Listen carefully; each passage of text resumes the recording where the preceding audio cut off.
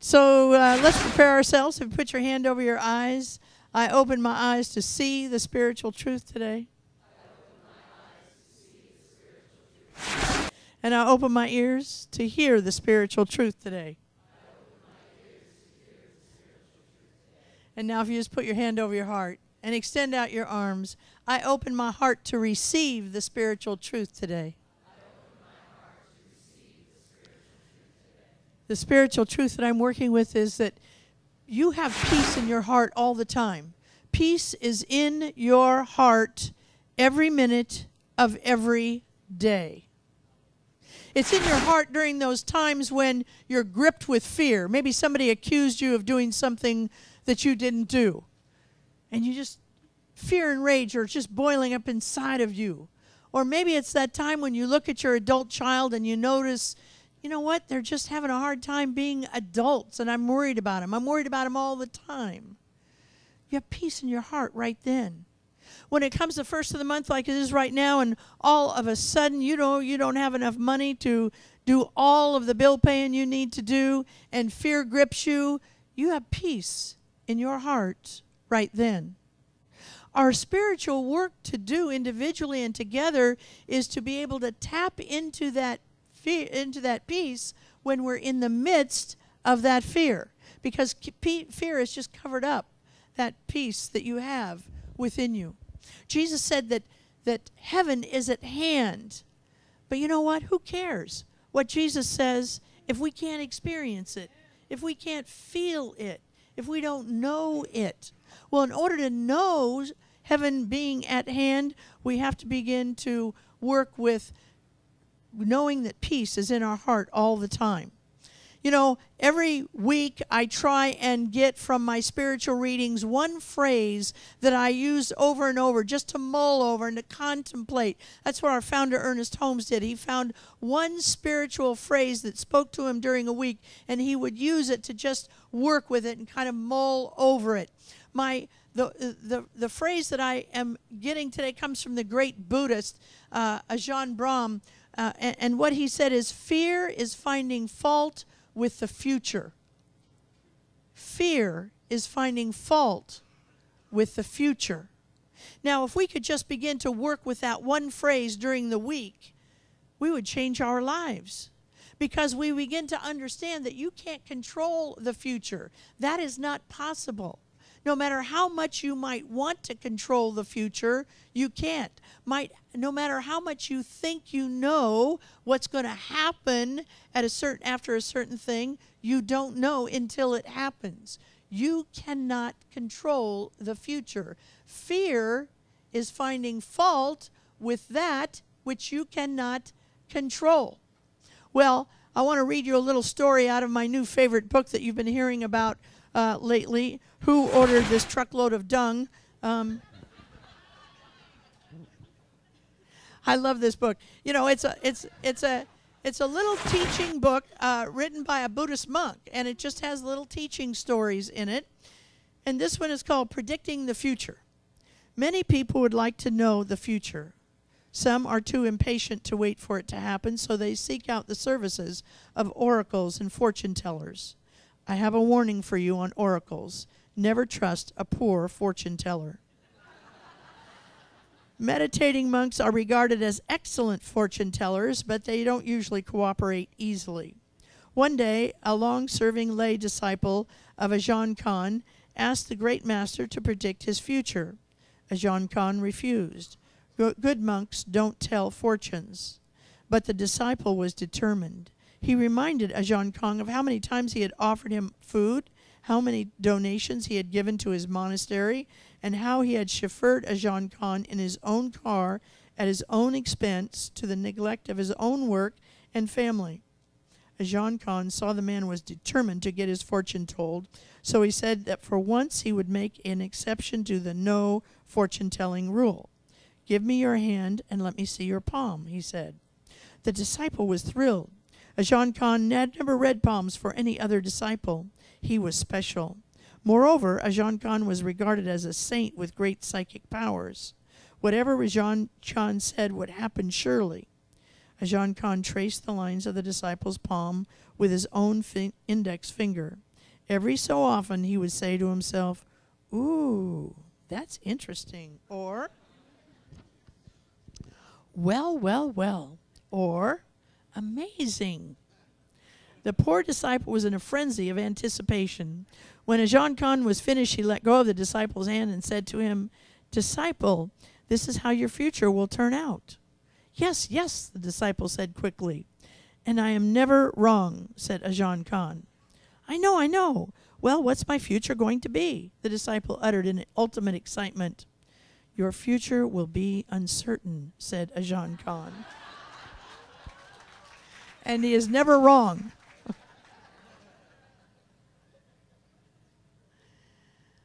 Our work is not to try and predict the future. Our work is to begin to understand how peace works in our heart and how to stimulate it. You know, all we need to do is to begin to stir up that little tiny kernel of peace in the midst of any kind of fear we might have going on with ourselves. Those of you, you could actually get peace wisdom from Christians. They have beautiful peace wisdom. You can get peace wisdom from Muslims. Islam has beautiful peace wisdom. You can get wisdom from Hindus. They have beautiful peace wisdom. And one of probably the strongest in giving us peace wisdom is the Buddhist community. And their teachings, there's a woman named Pema Chodron, and she is an American Buddhist and wrote a book called When Things Fall Apart, Heart Advice for Difficult Times. And I say that if you are going through a difficult time, or you might want to just get the book in case you might sometime go through a difficult time, then you don't have to say, what was that book Reverend Georgia was talking about? Okay? You might want to just get this book because it has some great, great teachings on how to get through that crisis of difficult time when you are gripped in fear and you can't find the peace that exists in your heart. Ernest Holmes says, when you stare at something long enough to see the face of God, you will know peace. And that's what Pema Chodron says. She says, you must become intimate with peace. You must sit with your peace and sit with your fear until peace arrives. You see, you and I, we need our peace. We need our peace and we need our serenity because that's where we find the God-driven next steps. It's not in the reaction. It's not in the overreaction. When we're in fear, that is not a time to look for our next steps. When we're in terror, that is not a time to say, what should I do next? It's when we're at peace that we say, infinite wisdom, what are my next steps? What should I do now? Ernest Holmes understood how peace worked. He said, peace and power are not contradictory. They are interlocked. They're not contradictory thoughts. They're interdependent thoughts. Peace and power. He said this, peace is the power at the heart of God. And what he's saying to you and I is peace is our power in our own heart. That's where real power is. It's when we have peace. It's not when we're all jumpy and suspicious and, trying to be out there. It's when we go inside and begin to stir that little kernel of peace. I'm talking about true power here. I'm not talking about bully power here. Bully power is transitory power. It's only good enough until the next bigger bully comes along. I'm talking about that God-seated power, that power that will make global changes, will make personal changes, will make financial changes, will make workplace changes. That's that kind of peace that you find inside of your heart. Well, we are concluding today the season for nonviolence. And if you came here 64 days ago, we started the season for nonviolence. It's a period of 64 days between the anniversary of the death of Mahatma Gandhi and the anniversary of the death of the Reverend Dr. Martin Luther King. And for the last 64 days, we've been praying for countries that we adopted at the beginning. For the last 64 days, we've been, some of us have been reading our peace, little peace journals and getting kernels of peace wisdom every day from our little peace season booklets. Today does not mean that we stop being peaceful people. Today simply means that we close this formal part of this season. And closing the formal part of the season, I want to look at 6 awarenesses, 6 little concepts that you can work with to begin to develop more peace, to stir more directly the peace that is already with you. Remember, you don't have to go get peace. You don't have to go find peace. Peace is here. You simply have to stop covering it up with fear. So the first one is to get rid of your old definitions of peace. So many of us think that peace is synonymous with being a doormat. It is not synonymous with being a doormat. The legacy of Gandhi, the legacy of Dr. King, the legacy of Rosa Parks was to show us how we could keep peace foremost and not be a doormat. See, they knew that they had to tell people, look, you cannot disrespect me. I am God in form, and you cannot disrespect me. And they knew that was the basis of their peace right there. When they were comfortable with themselves, they simply vibrated out peace. And when you vibrate out peace, peace will vibrate back to you. And they understood that. They understand that what happens is that we don't have to fight anybody out there who is trying to make us unpeaceful. We have to figure out what it is about that unpeaceful action that we agree with. Because when we stop agreeing with people who are trying to rob us of our peace, we'll simply be peaceful. But there's some part of us, we're fighting it because we agree with some part of it and we've become defensive. We don't have to be a doormat. See, some of us have spent so much time being doormats, we think it's just how life is. It's just what is. Some of us, whether we're conscious of it or not, have a big sign on our forehead saying, "Kick me." Now, hopefully you've been coming here long enough and you've been taking classes that you've taken the sign down now. But you know people who just wear that sign, "Kick me," and there are plenty of people on the planet who are more than willing to come along and do their bidding. So our work is not to do anything out there, it's to do something in there. And the gift of King and Gandhi is they modeled that. They modeled that they should be respected, not only to what we used to call the majority community, the people who were then in power, but also to the people who looked just like them. And they were modeling, saying, here is how you do it.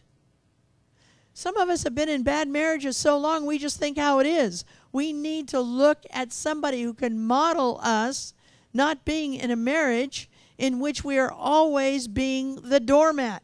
Some of us have been in offices in which we've become doormats. We don't need to become doormats in order to be peaceful people, in order to find peace. We simply need to respect ourselves enough, to honor ourselves enough, and when we vibrate that out, it will simply come back to us and people will stop. The second one is trust your peace. Everybody in this room has peace in their heart, and you have moments in which you don't trust that peace. There may be something inside of you that says, there's something, I don't have peace about going to that party. I don't have peace about going to that party. And yet you go to the party. Even though, if you'd only followed your peace, it would have been so much better. Some of us don't have peace about lending somebody money. We don't have peace about it. And yet we lend the people the money anyway, and we wonder why our peace is robbed, because we didn't follow our own peace. Some of us are looking for jobs right now, and we're interviewing for places that our peace is telling us, don't interview here. Do not interview here. Okay? But what's happening is we don't follow our peace, and then we wonder why our peace is robbed. So begin to follow. And here is the thing. You have inside of you an ability to stay in peace. And sometimes we need to just follow our own peace and know it. And sometimes we need to find a person who is a practitioner or someone who we trust. Someone who's not going to jump on the bandwagon with us and check it out and say, I think I need to follow my peace on this. What do you think? But make sure you ask somebody who has spiritual eyes. The third one is find your own buttons. Third way to begin to have more peace in your body is find your own buttons and begin to unhook them. See, your buttons were sewn on by a tailor that is not you. Okay? And that tailor was probably your mother, your father, your clergy, your teacher. They sewed some buttons on you, and all of a sudden, everybody knows exactly where they are, and they keep pushing the buttons. Take them apart yourself. Find out where. Take 20 minutes tonight before you go to sleep, and just ask yourself, where are my buttons? Do I have buttons because I didn't go to college? Do I have buttons because I'm not as pretty as my sister? Do I have buttons because I'm not as handsome as my brother? Do I have buttons because I don't make so-and-so amount of money right now? Where are your buttons? Find them yourself and simply begin to unhook them. And if there are some that are so sewn on so tight that you can't get rid of them, go to a practitioner and ask them to help you get rid of those buttons. Once they're rid of them, you know, I've used this example a lot, but it works so well for me. One of my buttons used to be when people would call me a dyke. And it would just like, and I'd go off on them. You know what? You all could do it in unison right now, and it would just go right over my head. It wouldn't bother me one bit. Now, fat...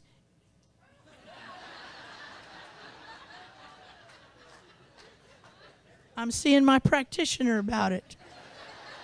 I'm going to get rid of that button. All right? But once we get rid of those buttons, you will know a peace that you haven't known before, because you won't feel like you're vulnerable when you're walking out in the world. You'll know you've got that stuff handled, and you've handled it for yourself. The fourth one is make a decision that you will have no enemies. Make a decision. You're not going to have any enemies. And when I say make a decision, I mean don't go around saying I'm going to try not to have enemies. I mean walk around as a person who has decided you will have no enemies. Oh, I can't have an enemy. I already decided that. I'm not going to have an enemy. See, when we try stuff, we let ourselves off the hook. When we've decided, we've decided. Most of you who are in relationships have decided that you will be faithful to those relationships. There's no try. You're not trying to be monogamous. You're just monogamous, okay? Hopefully that's true. So that's the energy with which we want you to have this decision made to have absolutely no enemies. And you know what? When I had no enemies, my life totally changed. And many of you know, I worked for many years on what my father would call the lunatic fringe of the left. And in order to be able to work successfully on the lunatic fringe of the left politically, you had to have enemies because it was hard work. You worked long hours, you marched and you wrote signs and poems and sang songs and did all. It was very hard work, okay? And in order to do it effectively, I had to create them as bad, okay? And when I stopped doing that, when I learned what Brenda calls the science, I love that. When I learned these teachings, she calls these teachings the science. When I learned the science, I stopped having enemies. I decided to stop having enemies. Now look, I'm not a saint. It doesn't mean there are people on the planet who irk the hell out of me, okay? But I don't make them my enemy, okay? I make them a very irksome call for love. And that is a big change. And when you can begin to do that and really work with this concept, see, don't come here on Sunday and just hear about this. You got to work with these concepts. Really work with this concept. There are no enemies. There are no enemies in Washington, D.C. There are no enemies anywhere. There are just calls for love. So when we get that, we'll begin to understand, you know. So, I want to tell you a story from Dr. King's life, and I've told this story before, but it's so beautiful about not having enemies. He was marching one day, and some man spit on him, and he calmly took a handkerchief out of his pocket, and he wiped the spit off, and he walked over to the man, and he said, "I think this belongs to you. I think this belongs to you." See? No enemies. No enemies. The next one is we have to stop saying, and I want to encourage you to make this Sunday the day we close the season out, we have to stop saying, "I can't help it. I can't help it that there is fear in my life. I can't help it that there's no peace in my life. I can't help it that there's chaos in my life. It's who I am." Now, look, I used to use that a lot. I used to say that a lot. I'm so passionate. That's why chaos is following me everywhere. I'm just so passionate about everything, you know. That is a learned behavior to life. And whatever we learn, we can also unlearn. Now, I think it's true. I actually happen to think it's true. Some of us by nature might be a little more passionate. I have friends who can, be in the kids are going crazy. The dishwasher's broke. The teenager comes home and from juvenile hall. Just a big mess. And they're just calm people. They're not even putting it on. They're just calm, and I'm thinking, oh, my God, where did they come from? So I think there are some people who are naturally calm and some people who are naturally a little more passionate, but we can't use that as an excuse for not stirring peace in our life. We have to know that it is simply a learned behavior. The last one is that we need to learn to let go with love. Now, look, it's true. You can be in the middle of chaos. You can be in the middle of chaos and not react and find peace within you. But sometimes it helps to just simply step back and just say, I can't do this right now. I have to step back. I have to step back. The Bible says, in my Father's house there are many mansions. Okay, I'm going to go to a calmer mansion right now. I'm just going to move into a calmer mansion, okay? And we can do that without making those people bad or wrong or shamed. We can just say, I can't do this right now. I have to step back. Many of you, my word right now is grace. When I'm in the middle of nuttiness, I simply stop and I say, grace. Grace. I do that when I'm late for something. I simply say grace. When things aren't going my way and I'm about to react to it, I simply say grace. Do you remember Jesus, the story of Jesus in the Bible, when there is a great storm and they are out on a boat fishing and the disciples are going absolutely crazy with fear and they're saying, Jesus, wake up, Jesus, wake up, Jesus, wake up. And Jesus wakes up and he doesn't make the storm bad. He doesn't say, shame on you, storm. I've told you 1,000,000 times before, don't do this, don't storm. He hasn't said, you are a rotten storm. He simply said, peace. Peace. Peace. You and I can do that in our lives. I invite you the next time chaos surrounds you, because it might, the next time it surrounds you, to simply say one of those words, grace or peace or love. Because every time, I was just trying to think of, this happened yesterday, but I can't remember where we were when it happened, but something was not to my liking. And I just said, grace. And it just whoosh, just went over me. It just went over me. I invite you to try it and see if it doesn't work. So everybody should have a peace pledge. Do you all have a peace pledge? We're going to read it together. Do not feel you have to take the pledge. But I really want you to take the pledge if you can, and I want you to take the pledge home with you. And then every night this week, I'm going to ask you before you go to sleep to retake the pledge. So if you'll stand.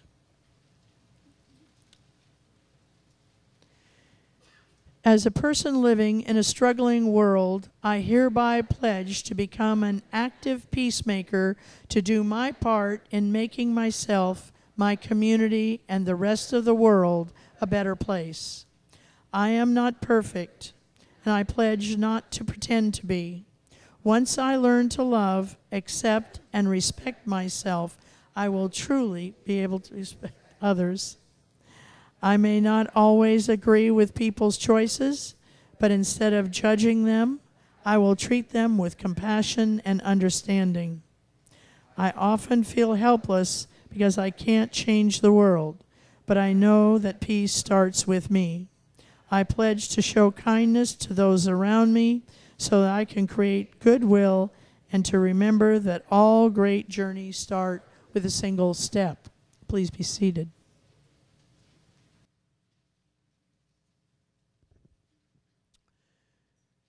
So again, I invite you to just take that home with you and repeat it. So let's take this message into prayer, knowing that we're in the heart and the mind and the very love of God. We can't be anywhere that God is not there, because God is everywhere. There's no place where God is not.